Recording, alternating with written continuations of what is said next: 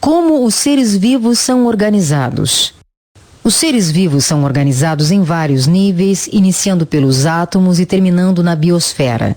Denomina-se espectro biológico a representação dos níveis de organização da vida. Átomos e moléculas.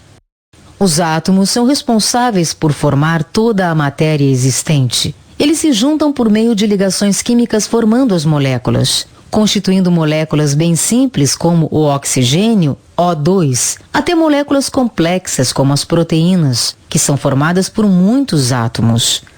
Os átomos de C, carbono, H, hidrogênio, O, oxigênio e N, nitrogênio, são os principais constituintes dos seres vivos. Organelas e células. O agrupamento de várias moléculas forma estruturas que constituem as células. São as organelas. A célula é a unidade principal da vida, sendo indispensável para a existência dela. Existem vários tipos de células, cada uma com seu papel específico. Tecidos. A união de várias células com uma função específica forma os tecidos. Os tecidos fazem parte de apenas alguns seres vivos pluricelulares, como as plantas e animais. Um exemplo de tecido é o muscular, que tem como uma de suas funções a locomoção. O tecido sanguíneo, formado por células sanguíneas, tem o papel de compor o sangue, entre outras funções, como transportar oxigênio e gás carbônico. Órgãos. Os órgãos são formados por um agrupamento de tecidos. Eles são constituídos de muitos tipos de tecidos. A pele é formada por tecido epitelial, adiposo e nervoso. Os ossos são formados por tecido ósseo, sanguíneo e nervoso. Sistemas. A união de vários órgãos forma os sistemas, que interagem em conjunto para desempenhar uma determinada função corporal. Por exemplo, o sistema cardíaco, que é formado por vários órgãos como coração, artérias e veias. Organismo. O organismo é formado pela união dos sistemas. Pode ser um ser humano, um vegetal, um peixe, um gato, uma ave, etc. População. O conjunto de indivíduos de uma mesma espécie que habitam um determinado local em um determinado momento e interagem entre si forma uma população. Comunidade. O conjunto de diferentes populações habitando juntas e interagindo é definido como comunidade. A Mata Atlântica é uma comunidade que acolhe diversas populações de vegetais e animais naturais da região. Ecossistema.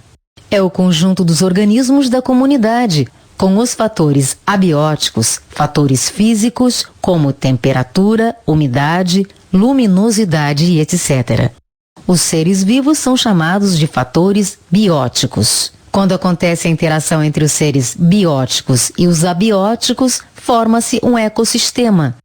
Por exemplo, uma população de vegetais que dependem da chuva para se desenvolverem. Biosfera. O conjunto de todos os ecossistemas do planeta é chamado de biosfera. A biosfera é o maior de todos os níveis. Procarióticos, os primeiros seres vivos. De acordo com estudiosos, os primeiros seres que habitaram o planeta eram seres cujo corpo era formado por uma única célula, ou seja, unicelulares. Estas células unicelulares eram muito simples, constituídas por uma membrana citoplasmática, uma parede celular e material genético, ácido nucleico, disperso no interior. Células organizadas dessa maneira são chamadas de células procarióticas. Os organismos que apresentam células com esta morfologia são denominados procariontes ou procariotos. Os organismos procariontes existentes atualmente são as bactérias e as cianobactérias, algas azuis e cianofisseas. Veja abaixo um exemplo gráfico de uma célula procarionte. Eucarióticas, células complexas. As células eucariontes ou eucarióticas, cujo prefixo eu, verdadeiro, são mais complexas que as procariontes. Apresentam membrana plasmática, citoplasma e núcleo. A maior parte dos animais e plantas possui este tipo de célula, sejam unicelulares como as amebas ou multicelulares como os animais. A célula eucariótica deve ter sido originada há cerca de 1,7 bilhões de anos. Acredita-se que a célula tenha sofrido aprimoramentos a partir dos procariontes anaeróbicos primitivos até formar o modelo atual.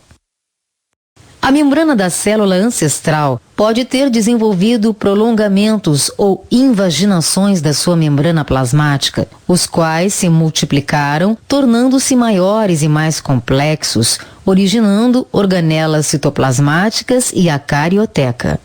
A partir daí, ela teria passado por outros processos de dobramentos e formou estruturas intracelulares, como o complexo de Golgi, vacúolos, lisossomos e outras. No que diz respeito aos cloroplastos e mitocôndrias, alguns cientistas acreditam que a melhor teoria que explica a existência destas organelas é a teoria da endossimbiose, a qual diz que as organelas tenham surgido como consequência de uma associação simbiótica estável entre organismos. Veja abaixo um exemplo gráfico de uma célula eucarionte. Os assuntos mais complexos referentes à citologia, como cloroplastos e mitocôndrias, serão abordados com maior precisão em aulas futuras, onde será explicado seu funcionamento e formação. Porém, é impossível classificar os seres vivos sem utilizar tais termos.